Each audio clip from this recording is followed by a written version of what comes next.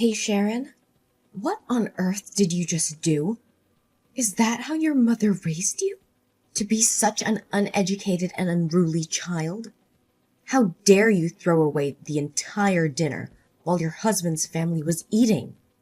And then you had the audacity to storm out and slam the door, ignoring my calls. Oh, really?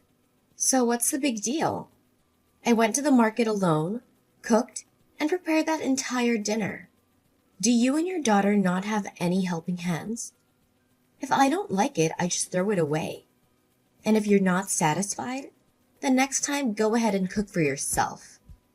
You ill-mannered daughter-in-law! How dare you act that way? Don't you have any respect for your mother-in-law and your sister-in-law? Just wait until your husband comes home from work. I will tell him to teach you some manners. And I'll make you pick up the food you threw in the trash and apologize to me. If you want others to respect you, you should show respect to them first. I worked so hard to cook dinner for you, but how did you treat me? I simply went upstairs to the bathroom for a moment to get rid of the food smell. And by the time I came back, you and Freya had already devoured almost everything. When I sat on the table, every time I touched something, you would quickly snatch it up and pile it onto your and Freya's plates. Is that how you show respect? I didn't want to see the food I worked so hard to cook being eaten by disrespectful people. So what's wrong with throwing it away? Hey! Why should I respect you? You're just a lowly daughter-in-law. I have never encountered anyone as rude and insolent as you. It's your responsibility to cook for your husband's family. Something you ought to do. Since when do I have to feel grateful to you for that? You better come back here and prepare another meal for me right now. Don't even think about it. I won't tolerate this any longer. Ever since you and your daughter moved into my house, you have disrupted the peaceful life that my husband and I had. Today, if you want, we can settle everything, and then you can move out of my house. Why are you talking like that? You make it sound as if the entire family is ganging up on you. Besides, this is my son's house. It's not you who works hard to pay the mortgage, so you have no right to kick me out of this house. Oh, is that so? It seems like your son doesn't trust you enough to share everything with you. Well, we have a lot to discuss then, starting with your precious daughter. What's wrong with my daughter? Ever since your daughter moved here, various items from my room have gradually gone missing. Clothes, jewelry, cosmetics, they've all disappeared. No matter how many times I caught Freya rummaging through my things, she never listened to me. I made it clear that they were for my personal use, and if she wanted to borrow something, she should at least ask for permission. But even when she did use them, she never bothered to put them back in the proper place. Clothes were never washed and returned to me. Cosmetics were left open and spilled. And jewelry was rarely seen again. Oh, don't blame my daughter. It must be because you didn't take care of your things properly, so they got damaged. It's unreasonable to blame her. Besides, this house was purchased by my son, which means everything in this house belongs to him. Why should my daughter ask for your permission to do anything? Now I understand how Freya became so entitled and arrogant. It seems like you've taught her well. What do you mean by that? Are you criticizing me for not being able to raise a girl properly? Let me tell you, my daughter is a good, gentle, and beautiful girl, and my son is intelligent and talented. Both of my children are exceptional. Unlike you, you're just selfish. And let me tell you, your belongings aren't even worth my daughter's attention. What has Freya used to ruin your precious cosmetics and bring down her level? Exactly. They're just worthless junk to you, right? In that case, you should be willing to compensate me for those items on Freya's behalf, shouldn't you? The broken cosmetics alone were worth $1,000. And the jewelry and clothes she took from me, which were left dirty and torn, amounted to $4,000. So in total, it comes to $5,000. Huh, is that all? It's just a few measly coins. Yet you're making such a fuss about it. Just wait until my son comes home. I'll make sure he pays for everything. Mom, don't be so hasty. I haven't finished yet. You're aware that I've been losing money at home lately, right? I've been observing for a few days now, and the culprit happens to be your beloved daughter. What? What are you talking about? My daughter would never steal from anyone, so stop making up stories about her. I can't believe you would stoop so low as to tarnish my daughter's honor and dignity. Mom, don't deny it so quickly. Of course, when I make such accusations, I have concrete evidence to back them up. I've placed a hidden camera in my bedroom and captured clear footage of your daughter rummaging through my purse, happily counting the money. But it seems she forgot to return my wallet or something, as she took it and left the room. So now I kindly remind you to return that money to me, or I'll have no choice but to submit the video to the police and let them handle it. What? How dare you put a camera on my daughter? Besides, you and Freya are sisters-in-law. It's just that when she's in dire need of money, she borrows some from you. Why do you have to exaggerate it? All right. Let's consider it as Freya borrowing money from me. So is it time for her to repay now? Over the past 2 weeks, Freya sneaked into my room and took money a total of 7 times. The amount she took adds up to $9,000. Along with the compensation for my belongings, Freya owes me a total of $14,000. Just $14,000? So you're treating your sister-in-law like a criminal? I deeply regret marrying you and having you as the daughter-in-law of this house. You're so uneducated and disrespectful. So you think your daughter is educated when she steals from others? How dare you raise your voice at me like that? Mom, please calm down. Save your breath because the best part is yet to come. Now, it's your turn. What about me? What did you do? Do you remember a week ago when I bought some tonics and supplements for my mother to take to the hospital? But when I went back to the kitchen to prepare chicken soup for her, I found that those potions had expired. So what? I told you it wasn't me. Are you blaming me again? I don't know anything about drugs. Maybe the pharmacist tricked you. And now you're accusing me of swapping your drugs? How could that be when the pharmacist is my best friend? She's a pharmacist with many years of experience, so she wouldn't deceive me. Besides, I actually knew it was you from that day, but I decided to give you another chance. But it seems you considered me an ignorant fool, and that's why you acted that way, right? I told you, I don't know anything. Oh, really? But the camera in the living room tells a different story. You probably didn't know that I also installed cameras in the living room and kitchen, did you? I saw you swapping those potions with something else. Well, go ahead and do that. So what? You always only care about taking care of and buying things for your biological mother, using the hard-earned money of my son. Yet you never ask or buy anything for your mother-in-law and sister-in-law, who are right next to you every day, making a big fuss over a few potions. That's disgusting. So why didn't you tell me and keep doing these impolite things? Not to mention you've been ordering online recently, but the delivery address is my company? Well, you just have to accept it on my behalf. What's the problem? It affects my work progress. Moreover, you don't pay for those orders in advance. So every time I receive the goods, I have to pay for you, but you never pay me back. Huh! I shouldn't have expected gratitude from you. There's never anything left to be repaid. But things are different now. The total amount I've paid for your online orders is $7,000. Along with the swapped out tonic, it adds up to $8,200. Don't deny it. I have already recorded the details of each order's value and the order numbers. If you want, I'm willing to sit down and discuss this with you. You? How dare you demand repayment from your mother-in-law like that? I haven't finished yet. A few months ago, you borrowed $50,000 from me for some other investment. Now, it's time to repay that. However, since you are still my mother-in-law, I won't charge you any interest. So the total amount you owe me is $58,200. I accept cash or bank transfer. What kind of daughter-in-law dares to claim debts from her mother-in-law and sister-in-law like this? What's wrong with that? If you borrow money, you have to pay it back. It's the natural law of life. I'm not a fool or a servant who spends all day earning money for you to squander it like that. I will tell my son about this. You won't get away with it.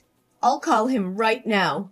I'll make sure he divorces you and kicks you out of this house. Ooh, I'm so scared. Who are you trying to intimidate? Go ahead. Call your beloved son, so I don't have to waste time listening to his pleas. I've already prepared the divorce papers. As soon as your son signs them, we'll never have to see each other again. What have you done to my son that he doesn't dare to divorce you like that? Did he really say I have to give in to you a little? Don't think that just because my son loves you, you can treat me however you want. My son is handsome, intelligent, and talented. I can find him a much more obedient and gentle wife than you. A wife like you is unacceptable. Can't he get a divorce? Fine. I'll file for a divorce myself. Huh. Does he love me? Are you joking? He claims to love me but lets my mother and sister bully his wife without standing up for her. He's nothing but a coward. Looks like he hasn't told you the truth yet, has he? Well, let me enlighten you. The truth? What are you talking about? Your precious son, the one you're always proud of, has been leeching off his wife since 4 months ago. What are you saying? Who's leeching off whom? Nonsense! He's been unemployed for the past 5 months. Whenever he applies for a job at the office, he gets fired within a week due to his incompetence, causing harm to the company. As a delivery man, he complains about being tired, ashamed, and shy. So, for the past few months, he pretends to go to work to avoid suspicion, but in reality, he doesn't bring home any money. He has even become addicted to gambling, spending all his time at the casino. What? Are you serious? No, you must be joking. Business trips. Huh! He's been gambling at the casino and lost all his money, so they won't let him back. He called me for help. But what you did today was the last straw. I won't help him anymore. If you truly love your son, you should find a way to save him from that situation. What about the house? I've been solely responsible for paying the mortgage installments, and my parents have also helped. Your son has never contributed a dime to this house. No, I can't believe this. Just because you can make money doesn't mean you can look down on your in-laws.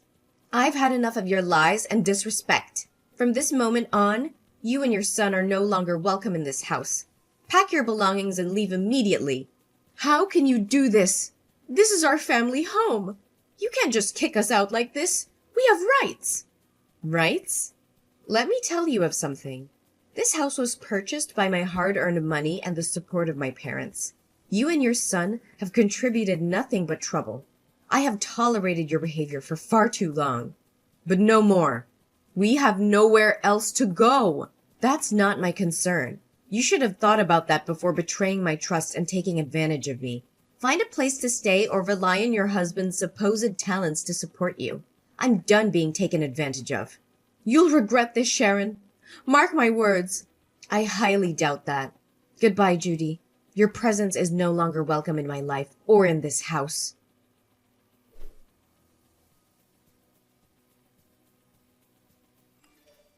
Oh, poor Sharon. Had a little fall down the stairs, did we?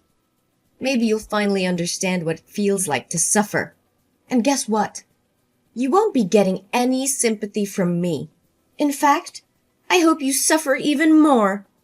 How dare you even speak to me after what you've done? You caused this. You and Freya. You are wicked. Both of you. You almost caused someone's death. And don't think you can escape from this. You'll be staying right where you belong. In jail. Waiting for the police to take you and your daughter away. That's when the real suffering will begin for you and your daughter. It'll make a perfect new home for you. What are you talking about? I didn't do anything. You fell on your own. I was just behind you. If you don't believe me, go ahead and check the camera footage in the living room. You're quite the sly fox, aren't you? I already checked the footage without your reminder. But you conveniently covered the camera with a cloth, didn't you?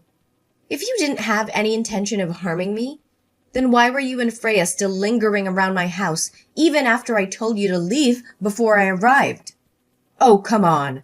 I had to wait for you to come home so I could say goodbye, and I needed time to pack as well. Besides, I used up all the remaining money to pay off my son's gambling debt, so now that I want to move, I have nowhere else to go. But isn't it karma for you to end up trapped in my box and fall down the stairs? But why are you being so tough? The stairs are quite long, yet you managed only to hit your head and bleed from your legs and fainted. Bleeding legs? Do you really not know what actually happened? It wasn't my legs bleeding, but I had a fetal derangement.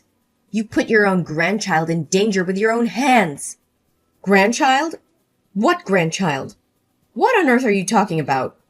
Do you want to know why I have been patient with you for the past 2 months since you and Freya moved in? It's because a week after you moved in, I found out I was pregnant. I wanted my child to have a complete and happy family, so I tried to be patient and hope that maybe you and Freya would change your attitudes and treat me better, or that my husband would stop gambling and focus on our family. But the other day, I saw the true faces of you and your daughter, and I realized it was just wishful thinking. How can my child grow up in such an environment, seeing his mother being treated like a servant to a gambling father and a toxic paternal family? 2 months? So why didn't you say anything to us? Oh my gosh, this is just a dream, isn't it? Are you just saying that to make me feel guilty? Say so! Why should I lie to you? I will never make fun of other people's children like you. You can go up to my bedroom and look in the nightstand and you'll find my ultrasound papers there. I want to talk to you so many times, but every time I say that I have something important to say, you laugh and insult me. You say I have no voice in this house. My husband is not seen at home and is always attached to the casino. If he comes back, it's just to get money and then leave. So who can I talk to? Hold on a second. This ultrasound. This is the truth? No way. So how's the baby? It's all your fault. If you had told me you were pregnant, I wouldn't have. How's the baby? Is it okay? Is it too late to worry now? It's all your fault. Admit it. Don't make excuses anymore. It was you who pushed me down the stairs. Don't think I don't have any proof. I have recorded everything. Recording? Record what? I don't care. How is my poor grandson? Oh no. What if it's a boy? If my son finds out, he will kill me. Tell me, how's the baby in your belly? Is it still healthy?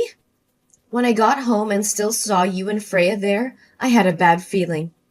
So I called my mom and told her to turn on call recording, and if I had anything to do, go get my phone and leave it hidden in the potted plant in the living room. And it's already recording the whole conversation. You conspired with Freya about harming me to take over this house.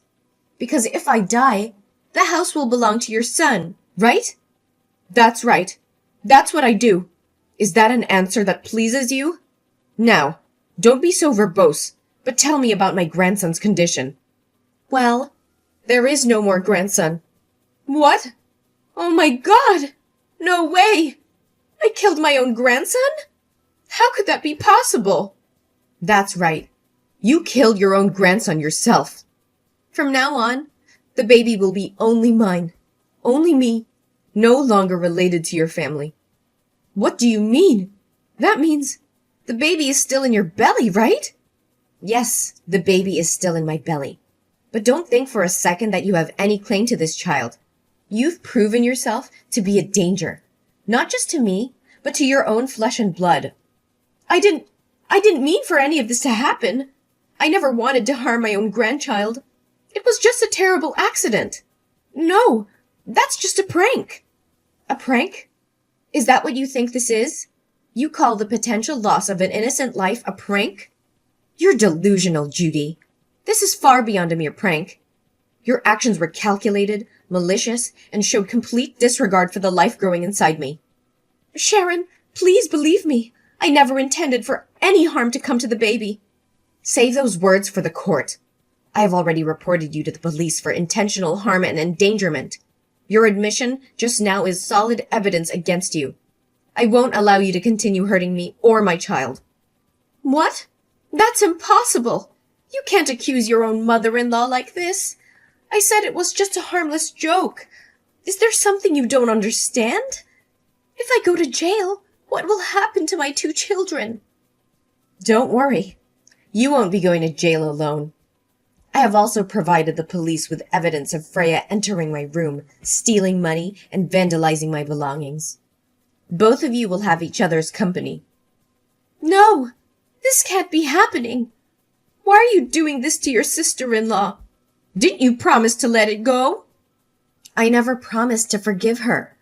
I merely said that if you could repay the money she owes me, I would pretend nothing happened. But where is my payment? So I made the right decision.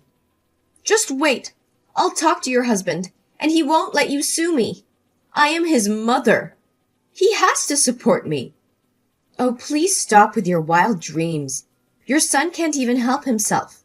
He lost all his money again, and now he's being held by the casino until someone comes to bail him out. But what will happen now? Both you and Freya might end up in jail. As for me, I'll be in the hospital. Oh, wait. I've already filed for divorce. What more ties do I have with this family? It'll probably be a while before he gets out, right? I'm curious to see what they'll do to him if no one comes to his rescue. You can't do this. We're family. How could you turn against us like this? Family? Is that what you call this toxic dynamic? I won't let my child grow up in an environment where manipulation and deceit reign. Your actions have shown your true colors, and I will protect my child at all costs. You're making a grave mistake, Sharon. You'll regret this. Regret? I've already endured enough regrets by marrying into this family. But no more. I'm breaking free from this toxic cycle, and I won't look back. Prepare to face the consequences of your actions, Judy. The law will decide your fate.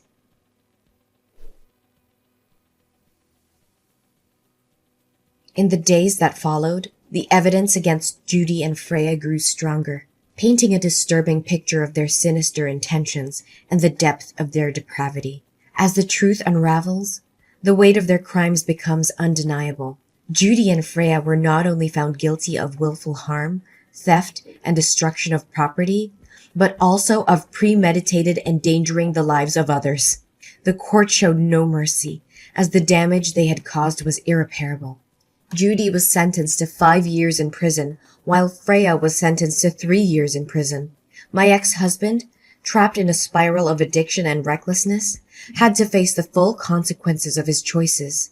I heard that because no one paid his ransom, they brought him to the mining area to work there for free, to pay off the debt, but it looks like it will take at least 10 years for him to get out of there. As the months passed, I gave birth to a beautiful and healthy girl. I poured all my love and care into raising my child, creating a safe and nurturing environment. I embraced my new role as a single mother with unwavering determination and a renewed sense of purpose. As time went on, I found solace in my newfound independence. I reveled in the joys and challenges of motherhood, cherished every precious moment with my child. I proved to myself and the world that I was capable of achieving great things, even as a single mother. The journey wasn't without its obstacles, but I faced them head on, drawing strength from my past experience and the unyielding love I had for my child.